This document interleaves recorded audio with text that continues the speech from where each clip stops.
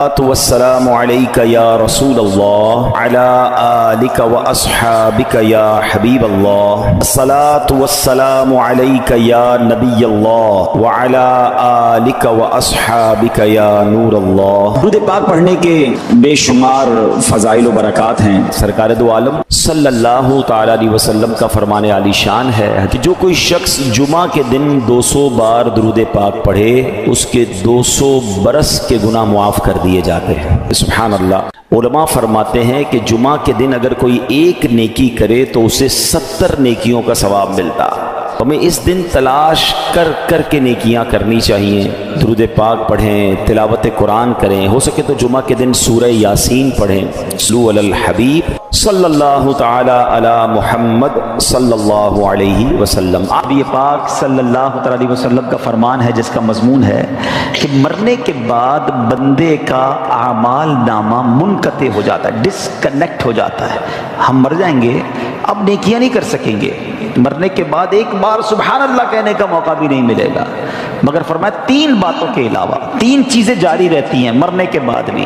Number 1، علم بندہ چھوڑ کر جائے، حدیث پاک کا مضمون ہے جو باقی رہے لوگ اس سے نفع اٹھاتے رہیں، تو علماء کتابیں لکھ کر جاتے ہیں، طلباء چھوڑ کر جاتے ہیں، پھر پیچھے علم چلتا رہتا ہے اور ان کو قبر میں ثواب کا تحفہ ملتا ہے۔ دوسرا فرمایا صدقہ جاریہ، بندہ زندگی میں کوئی ایسا کام کر جائے، صدقہ جاریہ والے مسجد بنا دی، مدرسہ بنا دیا، کنواں کھدوا دیا، درخت لگا دیا، بہت سارے ایسے کام ہیں جو جاری رہتے ہیں، تو بندہ دنیا سے چلا جائے گا، وہ نیکی چلتی رہے گی، اسے قبر میں ثواب ملتا رہے گا۔ تیسری بات نبی پاک علیہ الصلوۃ والسلام نے فرمائی وہ یہ ہے کہ جب نیک اولاد ہو اور وہ مرنے کے بعد والدین کے لیے دعائے مغفرت کرے، ایصال ثواب کرے، تو مرنے کے بعد والد کو یا اس کی والدہ کو قبر میں اس کا ثواب ملتا ہے۔ سبحان اللہ۔ پھر اولاد حافظ قرآن ہو، اللہ اکبر۔ حفظ قرآن کے فضائل اس قدر بیان ہوئے، احادیث کا مضمون ہے کہ جو حافظ قرآن ہوتا ہے نا، وہ حافظ قرآن جس نے قرآن کو یاد کیا، اس کے حلال کو حلال جانا، اس کے حرام کو حرام جانا، بروز قیامت وہ اپنے گھر والوں میں سے ایسے 10 لوگوں کی شفاعت کرے گا جن پر گناہوں کی وجہ سے جہنم واجب ہو چکا تھا، اتنے گناہ ہو گئے تھے کہ جہنمی بن گئے تھے، مگر حافظ قرآن ایسے 10 لوگوں کو گویا جہنم سے نکال کر جنت میں لے جائے گا۔ قیامت کے دن جنہوں نے قرآن حفظ کیا ہوگا، قرآن پڑھا ہوگا، ان کے والدین کو جنتی لباس پہنایا جائے گا، جنت کا تاج پہنایا جائے گا۔ وہ پوچھیں گے یا اللہ یہ عزت، یہ اکرام کس وجہ سے؟ فرمایا جائے گا تمہاری اولاد کے قرآن کو تھامنے کی وجہ سے۔ اپنے بچوں کو عالم بنائیں، اپنے بچوں کو حافظ قرآن بنائیں۔ نبی پاک علیہ السلام کا فرمان عالی شان ہے جو شخص اپنے بیٹے کو ناظرہ قرآن کریم سکھائے اس کے سب اگلے پچھلے گناہ بخش دیے جاتے ہیں، اور جس نے اپنے بچے کو بغیر دیکھے پڑھنا سکھایا تو اللہ تعالیٰ اس باپ کو 14ویں رات کے چاند کی مانند اٹھائے گا اور اس کے بیٹے سے کہا جائے گا پڑھ، جب بھی وہ ایک آیت پڑھے گا اللہ تعالیٰ اس کے باپ کا ایک درجہ بلند فرما دے گا، یہاں تک کہ وہ پورا قرآن پاک ختم کر لے۔ سبحان اللہ۔ بچے کو قرآن سکھانا کس قدر فضیلت کا باعث ہے۔ آج نارملی ہم یونیورسٹیز، کالجز اور دنیا بھر کی تعلیم سکھانے کی فکر تو کرتے ہیں، اے میرے میٹھے اسلامی بھائیوں، کیا اپنے بچوں کو قرآن پڑھانے کی ہمیں فکر ہے؟ دنیا بھر میں جہاں کہیں ہیں دعوت اسلامی کے مدنی ماحول میں قرآن پاک سیکھنے سکھانے کا بڑا زبردست طریقہ موجود ہے، سسٹم موجود ہے۔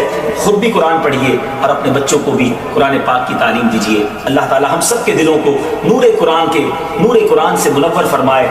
یہ بڑا مجرب ایک عمل ہم نے دیکھا، بزرگوں سے سنا کہ جس کے یہاں بیٹا نہ ہوتا ہو یا بیٹی کی تمنا ہو تو وہ سیدنا حمزہ رضی اللہ تعالیٰ کے مزار پر حاضری دے کر یہ تمنا کرے کہ یا اللہ ان کی برکت سے مجھے بیٹا عطا فرما، اور جب بیٹا عطا ہوگا تو میں اس کا نام حمزہ رکھوں گا۔ کئی حمزہ ملے مجھے، یہ بتایا تھا، ہم نے وہاں جا کے نیت کی اور یہ حمزہ ہمیں مل گیا۔ تو چلیں جو نہیں جا سکتے آج ان کا تصور کر کے اللہ سے دعا کرنی ہے کہ اللہ ان کے صدقے بیٹا عطا فرما دے، ہم بیٹا نبی پاک کے مبارک چچا کے نام پر حمزہ رکھیں گے۔ میرا کریم مولا دینے والا ہے اور اچھوں کے صدقے ہم پر بھی کرم ہو جائے گا انشاءاللہ۔ اچھا، حافظ قرآن کے حوالے سے ایک مدنی پھول اور دوں، یہ غفران بیٹا کے لیے بھی ہے، یوسف بھائی کے لیے بھی اور باقی لوگوں کے لیے بھی، کہ جب آپ کے بچے یا بچی حافظ قرآن بن جائے نا، ہمارا بہت بڑا ٹارگٹ ہوتا ہے یہ حافظ بن جائے۔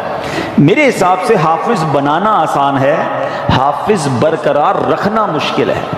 جیسے جیسے عمر بڑی ہوگی نا، اس کی زندگی میں اور مصروفیات بھی آئیں گی، تو اب حفظ بلا دیتے ہیں لوگ، تو اس کا شاندار طریقہ یہ ہے کہ اب حافظ بن گئے، اب مرتے دم تک قرآن یاد رہے اس کا انتظام کرنا ہوگا، روزانہ دہرائی بھی ہوگی، جب کاروبار نوکری پہ لگ جائیں تب بھی روز کا 1 گھنٹہ مخصوص کرنا پڑے گا جو قرآن کو دہراتا رہے، ہر رمضان میں مصلی سنائیں تاکہ یہ حفظ باقی رہے، ورنہ چلا جاتا ہے۔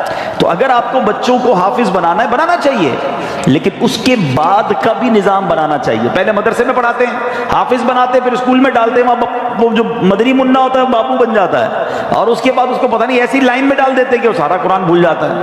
تو اگر آپ نے حافظ بنایا تو بہترین طریقہ یہ کہ اس کو اب عالم بنائیں، کیونکہ جب بندہ حافظ بن جاتا ہے نا اللہ پاک اس کے دماغ کو بہت کھول دیتا ہے، اس کے سینے کو کشادہ کر دیتا ہے، علم کا نور اب اس کے اندر آنا شروع ہو جاتا ہے۔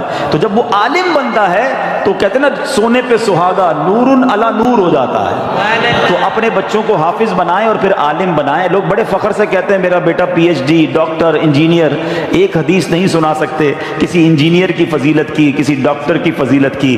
علماء کی فضیلتوں کے باب بھرے ہیں۔ نبی پاک علیہ الصلوۃ والسلام فرماتے جس کا مضمون ہے جب اور لوگ قیامت کے دن جنت میں جائیں گے نا تو علماء کو روک لیا جائے گا کہ رکو، باقی لوگوں کی شفاعت کر کے انہیں بھی جنت میں ساتھ لے جاؤ۔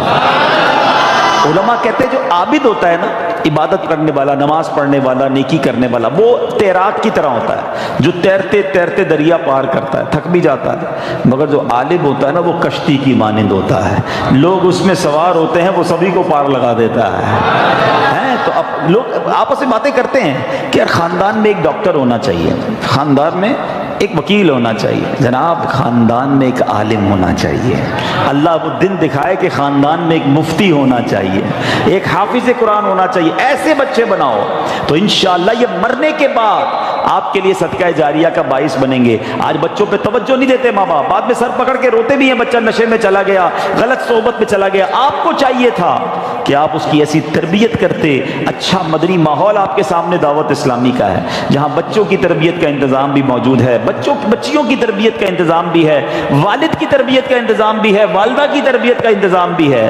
ہر طرف دعوت اسلامی نے مدرسے، جامعات، پھر ماشاءاللہ گھر بیٹھ کر مدنی چینل دیکھیں تو سب کی تربیت ہونا شروع ہو جاتی ہے۔